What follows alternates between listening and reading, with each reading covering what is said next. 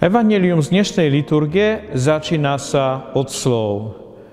Židia zdvihli kamene a chceli Ježiša kameňovať. Položme si otázku, prečo Židia chceli kameňovať Ježiša? Aká bola príčina tohto ich rozhodnutia? Aby sme si odpovedali na túto otázku, pozrime sa na predchádzajúce verše Evanjelia podľa svätého Jána. Obstúpili ho Židia a hovorili mu: dokedy nás chceš držať v neistote? Ak si Mesiáš, povedz nám to otvorenie. Ježiš im odvetil: už som vám povedal a neveríte. Svedčia o mne skutky, ktoré konám v mene svojho Otca, ale vy neveríte, lebo nie ste z mojich oviec. Moji ovce počúvajú môj hlas, ja ich poznám a oni idú za mnou.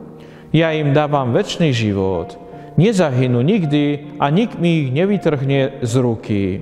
Môj Otec, ktorý mi ich dal, je väčší od všetkých a nik ich nemôže Otcovi vytrhnúť z ruky.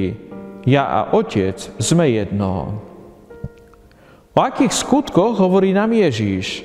Aké skutky svedčia o tom, že Ježiš je Mesiášom? Odpoveď na túto otázku nájdeme v 61. kapitole knihy proroka Izaiáša. Duch Pána Jahveho je na mne, pretože Pán ma pomázal. Poslal ma hlásať radosť ubitým, obviazať zlomených srdcom, zajatcom ohlásiť slobodu a sputaným oslobodenie. Ohlásiť rok Pánovej milosti a deň pomsty nášho Boha, na potešenie všetkých zarmútených. Jednotlivé evanjelia ukazujú nám Ježiša, ktorý uzdravuje chorých, ktorý vracia život mŕtvým, ktorý prináša uzdravenie a nádej. A takto v Ježišovi Kristovi naplňa sa to, čo predpovedal prorok Izaiáš. Tak prečo teda Židia chcú kameňovať Ježiša? Nekameňujeme ťa za dobrý skutok, ale za rúchanie, pretože hoci si človek, robíš sa Bohom. Ježiš v odpovedi cituje Žalm 82, ktorý je venovaný nespravodlivým sudcom. Vstáva Boh v zhromaždení Božom, uprostred bohov koná súd. Dokedy ešte chcete súdiť nespravodlivo a nadržiavať hriešnikom? Prisúďte právo bedárom a sirotám. Spravodlivosť vymáhajte poníženým a chudobným. Ratujte chudobného a núdzneho vyslobodte z rúk hriešnika.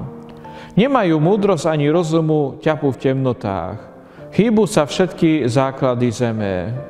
I povedal som: ste bohmi, všetci ste synmi Najvyššieho, ale aj vy, ako každý človek, umriete, padnete ako každý velikáš.